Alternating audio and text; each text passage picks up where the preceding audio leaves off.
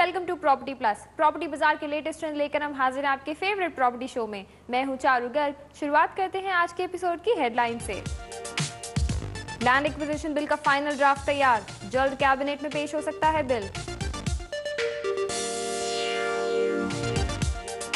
ग्राहकों को सरकारी हाउसिंग स्कीम्स का इंतजार, ठंडे प्रॉपर्टी बाजार में तुरंत रिटर्न की तलाश। और घर खरीदते समय ज्यादा एरिया के झांसे में ना आए, सुपर और कारपेट एरिया के फर्क को ठीक से समझने के बाद ही खरीदे घर।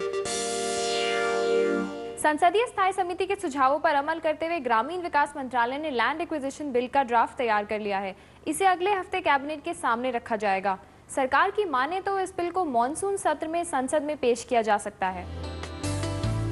जमीन अधिग्रहण को लेकर किसानों के बढ़ते विरोध के मद्देनजर केंद्र सरकार भूमि अधिग्रहण के लिए नया कानून लाने जा रही है। बिल का संशोधित मसौदा तैयार है।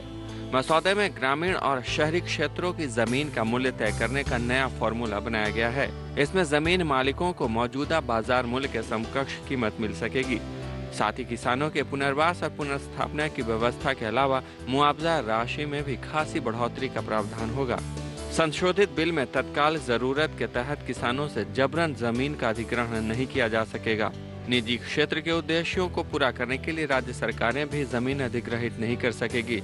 संशोधित बिल के मुताबिक सरकार तभी भूमि अधिग्रहण कर सकेगी जब रेलवे, राष्ट्रीय राजमार्ग, विद्युत और रक्षा से संबंधित कोई परियोजना शुरू किया जाना हो। लेकिन इस अधिग्रहण में भी बहुफसली भूमि का अधिग्रहण पूरी तरह से प्रतिबंधित है।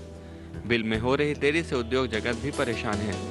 For example, also telling them that the land acquisition bill will not be passed. So there are some very concrete steps the government now needs to take very quickly to prevent the investment climate from worsening further. सरकार की योजना विधेयक को इसी सत्र में पास कराने की है ताकि मौजूदा और पहले के भूमि अधिग्रहण के मामले में नए कानून के तहत किसानों को उचित मुआवजा और कीमत मिल सके। जानकारों का मानना है कि बिल के पास होने से रियल एस्टेट सेक्टर को भी भारी राहत मिल सकेगी।